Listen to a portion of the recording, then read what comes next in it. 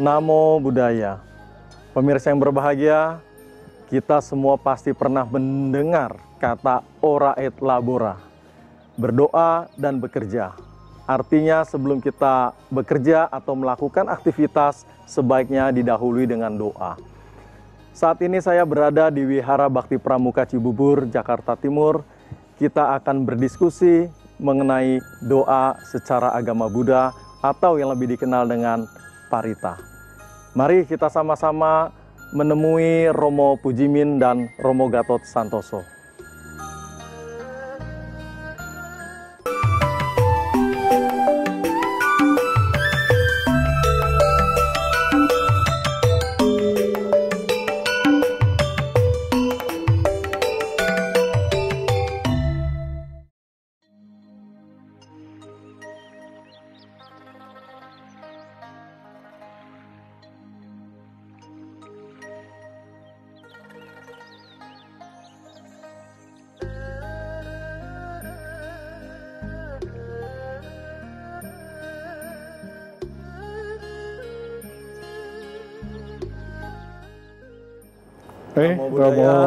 Namo Buddhaya, Romo Mulyadi, apa kabar? Luar biasa baik, sehat-sehat. Romo bagaimana, sehat Romo? Sehat, terima kasih. Ada yang bisa dibantu Romo? Ya, terima kasih Romo. Ya, tadi saya lihat Romo pas lagi pasang dupa gitu. Sebenarnya saya mau diskusi sama Romo. Oh iya? Iya, mengenai doa secara agama Buddha. Karena banyak yang nanya Romo, doa secara agama Buddha itu seperti apa bentuknya, lalu juga kepada siapa umat Buddha itu berdoa seperti itu. Baik. Romo. Ya, terima kasih banyak ini. Saya jadi tersanjung ini didatangi Romo Mulyadi. Sama-sama Romo ya. Oke. Nah, doa dalam agama Buddha umumnya kita di agama Buddha dikenalnya dengan parita. Meskipun arti secara tepat parita tidak bisa diartikan secara letterlek sebagai doa, tapi sebagai padanan yang umum ya, umat Buddha kalau berdoa itu membaca parita. Nah, parita sendiri artinya perlindungan Romo. Perlindungan. Jadi kalau doa kan artinya permohonan. Nah, dalam bahasa Indonesia, sedangkan parita artinya perlindungan. Baik Romo, sebelum Romo lanjutkan dengan arti dari parita, pemirsa yang berbahagia, jangan kemana-mana, kami akan kembali setelah tayangan informasi berikut.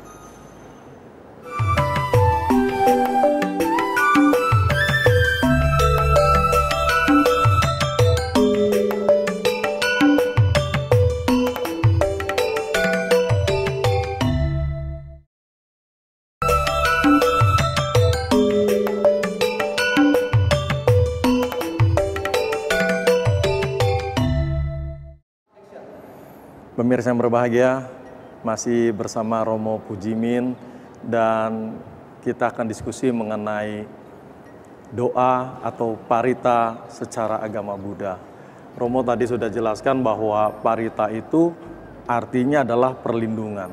Jadi sebenarnya siapa yang melindungi dan siapa yang berlindung, seperti itu Romo. Baik, parita artinya perlindungan, berarti membaca parita artinya membaca perlindungan. Nah, siapa yang melindungi? Nah, perlindungan itu akan datang, akan hadir apabila parita yang kita panjatkan itu diimplementasikan. Artinya, parita ini akan melindungi kalau kita laksanakan. Karena apa? Parita itu berisi ajaran Buddha, ya, ajaran-ajaran kebajikan. Misalnya tentang cinta kasih, tentang sila, tentang meditasi.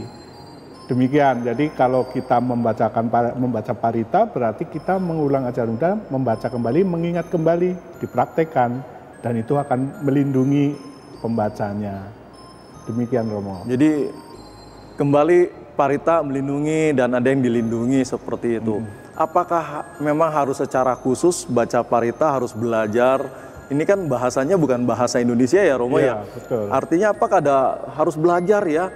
Gitu, cara membacanya, baru nanti manfaatnya pun akan sesuatu yang baik gitu, maksimal manfaatnya seperti itu, Romo. Baik, sesuatu akan bermakna, akan dimengerti apabila bahasa itu dimengerti. Ya, jadi karena parita ini bahasanya bahasa Pali umumnya atau bahasa Sanskerta yang dalam bentuk keng atau sutra begitu, mesti dibaca artinya. Jadi kalau kita hanya membaca parita tidak memahami isinya, hafal sekalipun tapi tidak memahami maknanya, ibarat burung beo jadinya.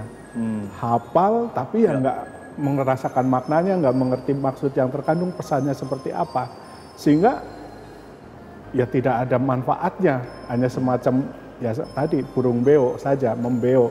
Nah tapi karena itu supaya memahami isi parita, pertama memang harus ngerti artinya, dan bahasa aslinya, bahasa Pali misalnya, sangat dianjurkan, tetapi itu tidak mutlak. Justru kalau pendapat saya, ya kita mengerti maknanya, artinya yang benar, kemudian kita serap, kita praktekkan dalam kehidupan sehari-hari. Dan waktu membaca itu masuk ke dalam hati, fokus, ya, itu akan menjadi manfaat, ya.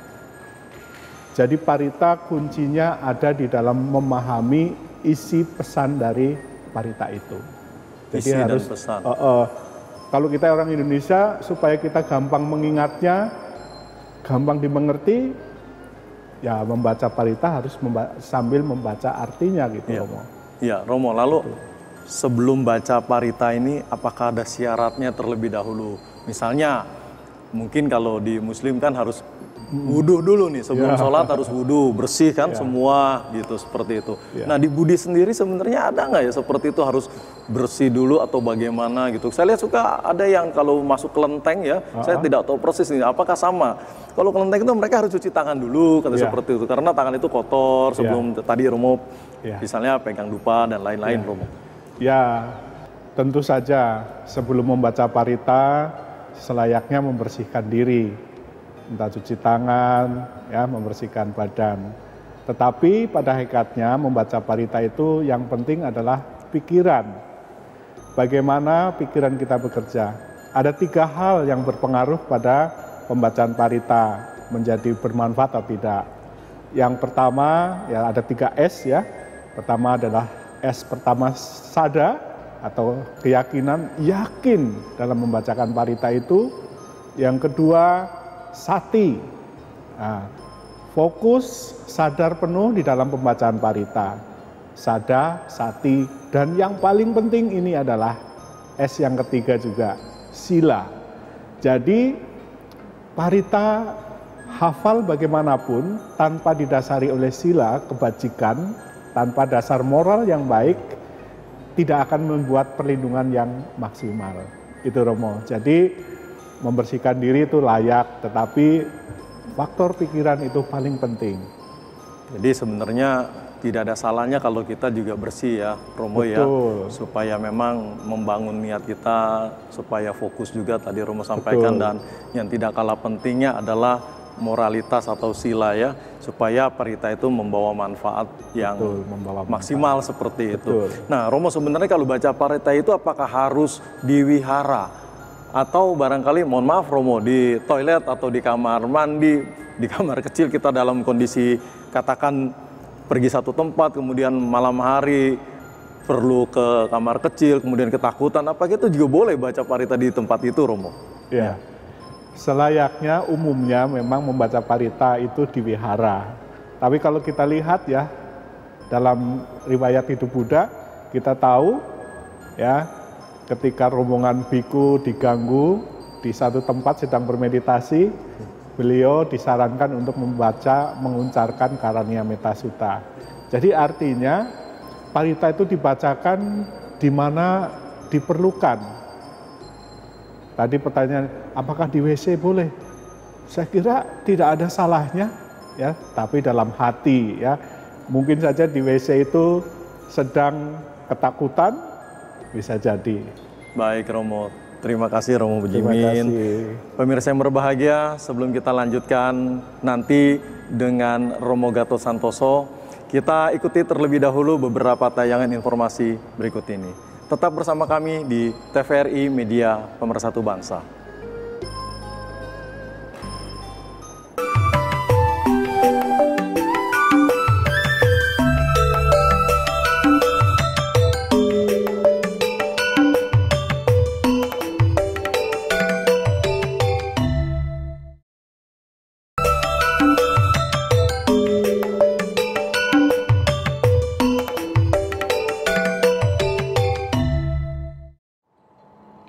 Kitab Dhammapada 19. Bahum pice sanghita basamano nata karo hoti naropa mato gopo gawo gana yang paresang nabagawa samanya sahoti.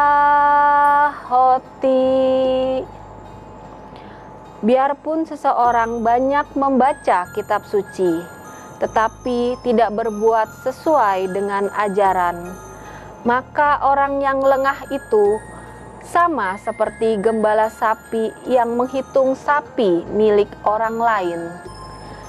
Ia tak akan dapat memperoleh manfaat. Pemirsa yang berbahagia, tadi kita sudah dengarkan penjelasan dari Romo Pujimin perihal baca parita sebagai sebuah perlindungan untuk umat Buddha. Dan sekarang kita akan diskusi dengan Romo Gatot Santoso, salah satu pengurus di Wihara Bakti Pramuka. Romo, Namo Buddhaya. Namo Buddhaya. Sehat. Sehat. Luar biasa, Romo. Ya. Nah, Romo, tadi Romo Pujimin sudah jelaskan tentang parita dan manfaatnya sebagai perlindungan kita sebagai umat Buddha. Ya. Nah, Romo sendiri yang berada di Wihara Bakti Pramuka ini tentunya sering baca parita. Ya. Apakah Romo merasakan manfaat dari membaca parita itu, Romo? Oh, tentu saja. Manfaat yang saya rasakan yang pertama adalah keyakinan. Dengan membaca tiap hari parita, keyakinan saya pada ajaran Buddha semakin lama semakin menguat. Kemudian yang kedua adalah konsentrasi. Sebab saya ini orang yang sulit berkonsentrasi. Kalau meditasi, pikiran saya lari kemana-mana. Makanya saya sebelum baca meditasi, saya baca parita dulu. Karena itu langkah awal menuju konsentrasi. Kalau langsung ke meditasi, pikiran saya tidak tenang. Nah, dengan baca parita, pikiran saya tenang dulu, setelah itu baru meditasi. Kemudian dalam parita itu kan ada ajaran-ajaran Buddha. Semakin saya baca ajarannya, semakin mengerti. Kalau saya baca berulang-ulang, semakin lama akan semakin paham. Dan semakin ingat saya. Kalau kita umat Buddha, saya misalnya, hanya baca parita seminggu sekali di tempat puja bakti atau di wihara, saya lupa. Ajaran Buddha ini lupa, karena hanya baca seminggu sekali. Tapi kalau saya baca tiap hari, saya ulang-ulang terus itu, semakin lama semakin ingat, semakin lama semakin paham, dan kemudian karena saya ulang jadi perilaku saya, tabiat saya. Misalnya kalau kita baca Karaniya Metta Sutta, inilah yang harus dilakukan oleh orang yang tangkas dalam kebajikan. Ia harus mampu jujur, sungguh jujur, rendah hati, lemah lembut, tiada sombong. Itu saya baca berulang-ulang. Pagi saya baca, malam saya baca, jadi itu masuk dalam batin saya. Itu yang membuat saya terutama, menjadi semakin bisa mengendalikan diri. Ya, karena kita baca parita, ini ajarannya, saya ingat, saya baca berulang-ulang sampai masuk ke dalam bawah sadar saya, sehingga itu jadi secara tidak sadar itu menjadi pedoman perilaku saya. Itulah kira-kira manfaatnya. Jadi Romo tadi sudah sampaikan lebih fokus ya Romo ya. Sebelum meditasi, Romo Gatot baca parita terlebih dahulu. Atau diawali parita. Kemudian meditasi lebih bisa fokus seperti itu.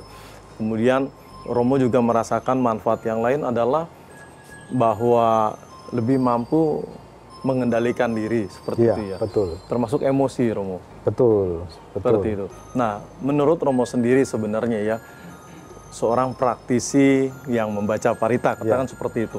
Apakah kalau baca di rumah parita itu harus ada patung Buddha atau bagaimana Romo? Saya kira tidak ya. Ini pendapat saya, tidak perlu ada patung atau rupang Buddha.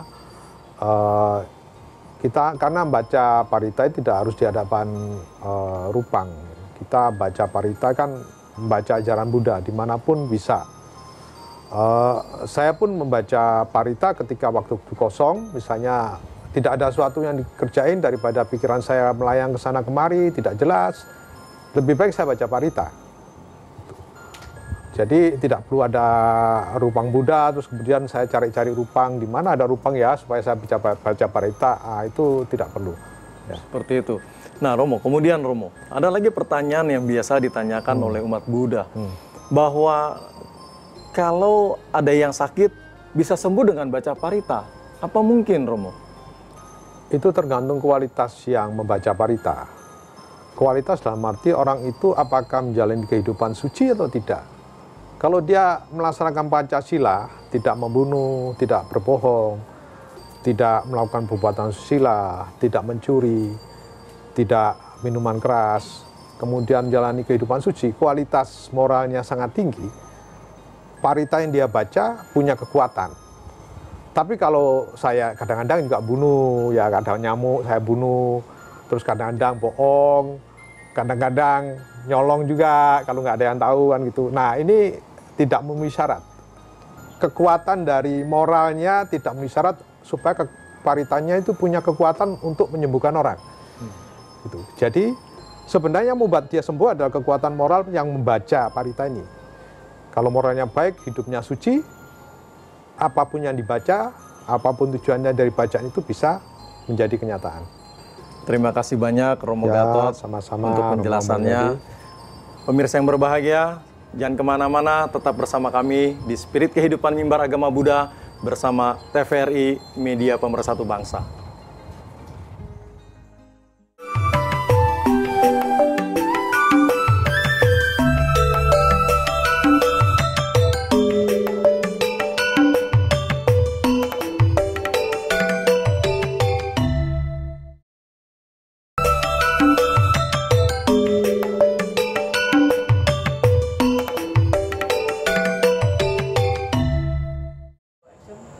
Pemirsa yang berbahagia, kita sudah dengarkan secara lengkap dari Romo Pujimin, kemudian Romo Gatot Santoso, betapa penting dan bermanfaat sekali untuk kehidupan kita, parita perlindungan ini.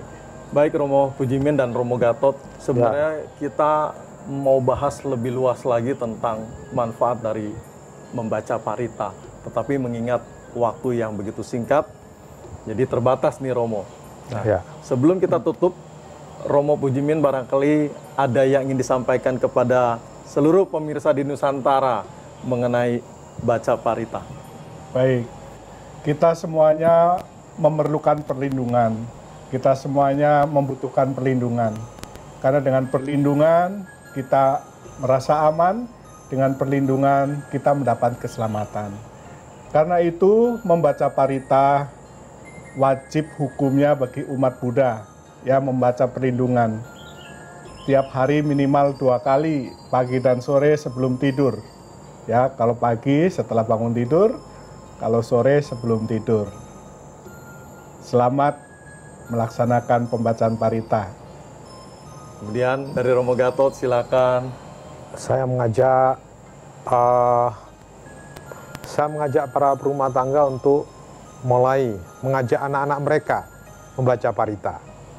Mengajak pasangan mereka membaca parita bersama di rumah. Karena dengan demikian sada kita akan semakin menguat, kedamaian dan ketenangan dalam rumah tangga itu akan terjamin dengan pembacaan parita dalam rumah tangga. Demikian himbauan saya. Terima kasih ya. Romo Gatot. Sekali lagi terima kasih. Terima kasih. Terima kasih. Pemirsa yang berbahagia, tadi sudah disampaikan oleh Romo Pujimin dan Romo Gatot. Marilah kita sama-sama memulai rajin membaca parita di rumah. Dan apabila ada pertanyaan, silakan bisa ditanyakan melalui alamat email kami di mab.tvri@gmail.com. Atau barangkali pemirsa punya pengalaman tersendiri setelah membaca parita, silakan bisa ditanyakan juga melalui alamat email kami. Akhir kata, saya dari Wihara Bakti Pramuka Cibubur, Jakarta Timur, mengucapkan terima kasih atas kebersamaan seluruh pemirsa untuk ikut di dalam program Spirit Kehidupan Mimbar Agama Buddha bersama TVRI, media pemersatu bangsa. Dan sebelum kita akhiri, Romo Pujimin mohon secara singkat bisa memberikan parita keberkahan. Baik, mari saudara-saudara semuanya bersikap panjali, kita bacakan pemberkahan. Bawatu sabha manggalang rakang tu sabha dewata, sabha buddhanu bawena, sabha dhammanu bawena, sabha sanghanu bawena, sada soti bhavantu te. Sadu, sadu, sadu.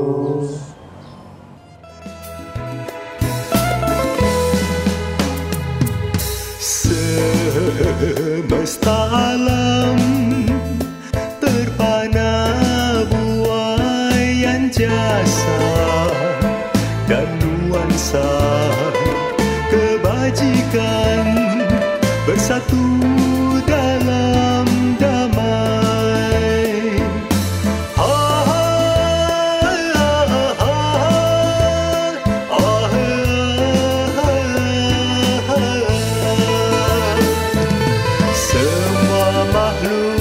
Bersujud padamu, mengucapkan syukur. Hias amal mengagungkan jalanmu, menebarkan warna-warni bunga kasih pada sesama.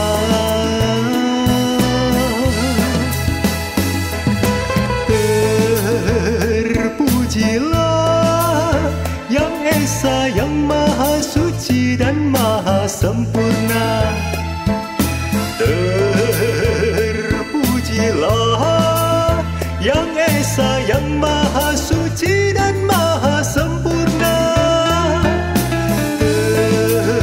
Terpujilah Yang Esa, Yang Maha Suci dan Maha Sempurna.